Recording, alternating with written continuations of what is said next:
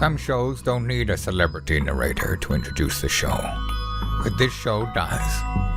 2 men, 8 kids, co-created by 2 different women, 13 multi-million-dollar businesses.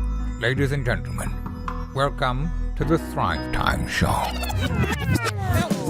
2, 1, here we go! Started from the bottom, now we here. Started from the bottom, and we'll show you how to get here. Started from the bottom, now we here. Started from the bottom, now we here.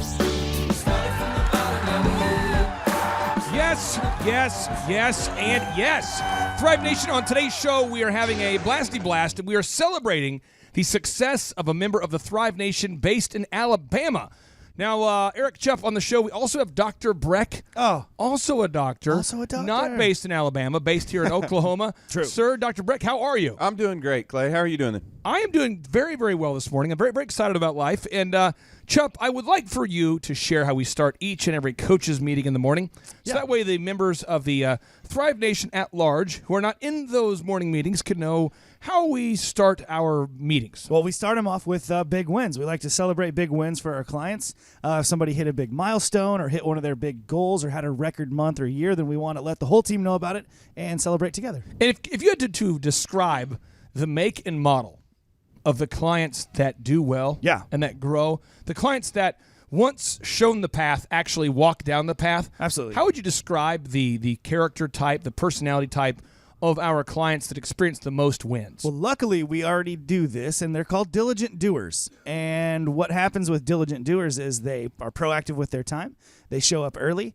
They carry a to-do list. They have a calendar, and they dominate at life and at business. Now, Dr. Breck, before we listen to this audio testimonial from the good doctor in Alabama, Yes, sir. I'd like to ask you, as a member of the coaching community, what's the hardest part about receiving or what was the hardest part about receiving coaching from Tim Redmond when you first started with Tim?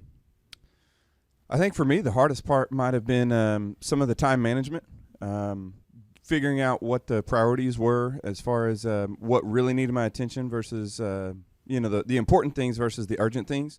And so being a clinician and being, the boots on the ground in my clinic, I was still very much doing and being the business and not working on the business. I was working in the business. And so finding that balance and starting to actually do the jobs that are required to work on the business and a little bit less in. Chupp, one thing I've found that a lot of our newer clients struggle with at first is that our system is really simple. I mean, it's very step 1, step 2. It's a that's why we call it a path. Yeah. I liked that pragmatic aspect of that. Yeah, I definitely did. I think this client, Tim, likes it too. But I think a lot of people are going, it's a little too simple. Yeah, you can't just show up and get Google isn't there reviews like and How was I messing up so bad when it's this simple? Right. So now, without any further ado, back to another edition of Wins of the Week!